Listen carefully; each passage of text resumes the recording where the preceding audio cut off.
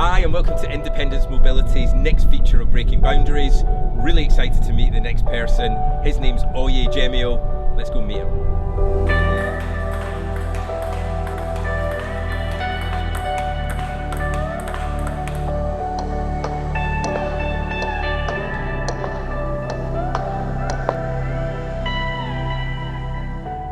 I first got into table tennis when I went through rehabilitation at Penderfield Hospital. So I went into the gym for my regular exercises after my operation, and I saw the other wheelchair athletes that played for Yorkshire at the time through the county team.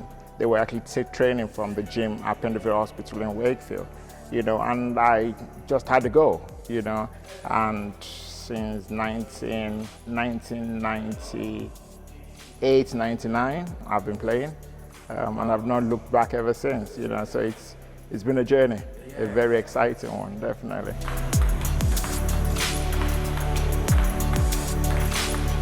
At the age of 2 years and a month, I was diagnosed that I had polio, even though I was given a vaccination, but we later on found out that was an expired vaccination. So ever since, my parents had the choice to actually send me to school or not, and which I'm thankful that they did. So at the age of 3, 4, I had a few operations on my feet, on my ankles in Nigeria.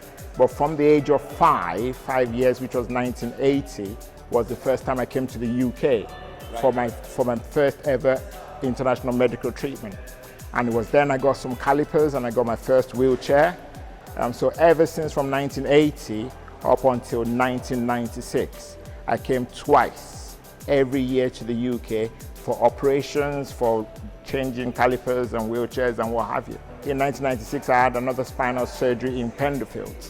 So it was then decided that because I was dependent on people to get me up on my feet, and I couldn't stay on my crutches for so long because I've got a bad shoulder on the right side, so my left was predominantly, hence the reason why I play table tennis with my left is my strong arm. So it was decided to actually build my life around a wheelchair.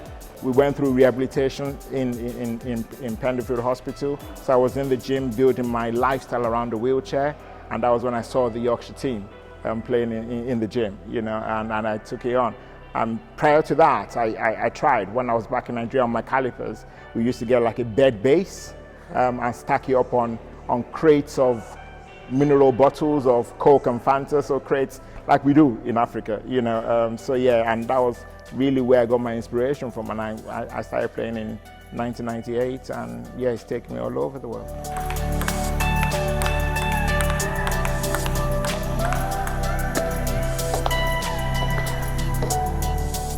I train usually at the moment about 3 times a week. I practice with my practice partners twice a week, and the league has started. I play in the Keighley League, so that's once a week.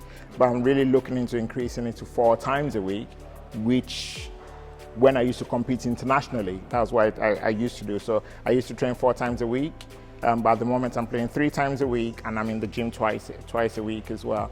So it's more or less full time really, but keeps me off the streets. So yeah. My goal realistically is to actually get myself back into the GB squad. You get all the support around you, 24 hours a day, training with the best coaches in the world, psychologists, dietitian and everything else. And I believe as soon as I can get there, the world is my playing field realistically, so I would eventually like to get to the Paralympics one day, but that is way along the line. But my first realistic goal, which I believe I can achieve, is to get myself back into the GB squad, playing well, and be chosen really.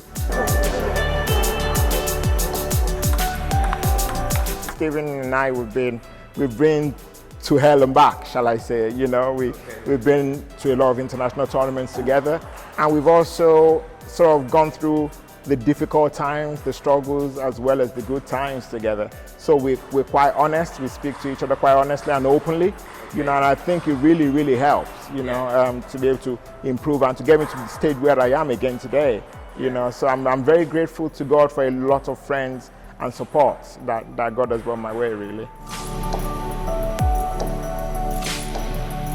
I think, in terms of criticism, in terms of constructive, I feel that, if we are not able to take criticism constructively, there is no way that we can progress in life, not just with table tennis. It's really good to be able to see things from other people's points of view, and for you to be able to reflect, deeply as well, and I feel if I've not been able to take criticisms from friends, from families, and also from the way that the structure of the GB squad works, I don't think I'll be here today. And that's what really drives me, really, because I always look every day wanting to improve, and I keep going.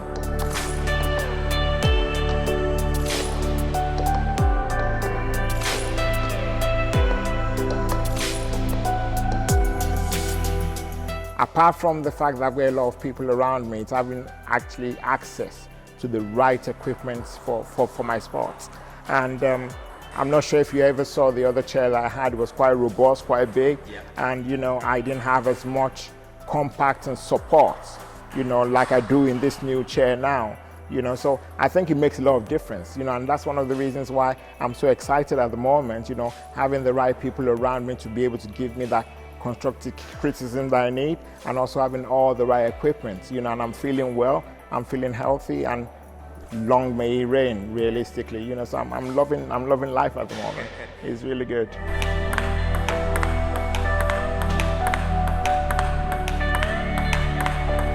We're trying to encourage as much people as possible, be it someone with a disability or standing player, to play more table tennis. There are a lot of tables that the Table Tennis England had pioneered a while ago, where they have tables in sports, in shopping centers and stuff like that. But in terms of disability table tennis, the main contact of the headquarters really is at English Institute of Sports in Sheffield. We are always looking for more players to get involved. Obviously, everywhere I go, and most especially the fundraising I do as well, I tend to promote wheelchair table tennis as much as possible, and also pass on contacts and stuff like that to encourage more people to play. It's a sport that is so easily accessible, and it can take you places, and it's taken me to so many places, and I've made so many friends out of it, so I'm really, really grateful for that, definitely. Amazing. Yeah.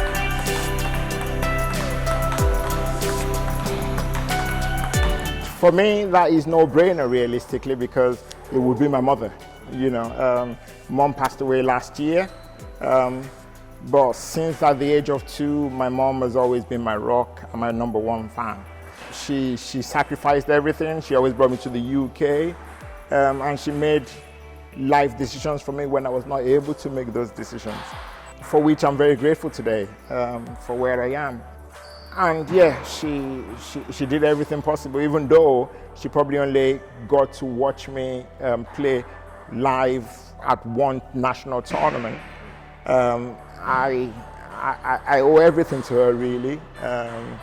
Otherwise, I won't be here. There's so many medical decisions that she took for me at the right time of my life that I couldn't have made myself. So for that reason, I'll forever be grateful to God for sending me a wonderful angel and a mother like she was, definitely.